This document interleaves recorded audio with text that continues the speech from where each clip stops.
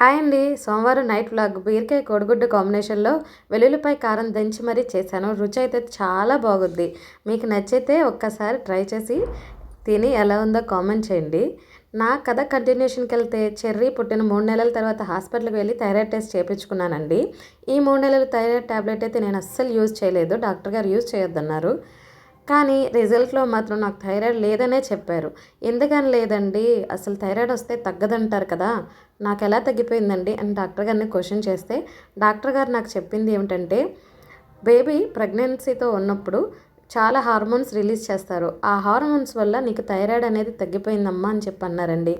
ఎంత హ్యాపీ అయిపోయానోనండి.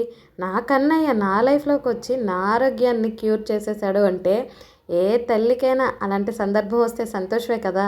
ఆ సంతోషాన్ని ఎప్పటికైనా నా కన్నయ్య పెద్దయ్యాక వినాలి అని చెప్పి ఇలా యూట్యూబ్ ఫ్యామిలీతో మీతో షేర్ చేసుకుంటున్నానండి. ఎప్పటికైనా ఈ వీడియోస్ లైఫ్ లాంగ్ ఉండిపోతాయని విషయాలన్నీ మీతో షేర్ చేసుకుంటున్నానండి.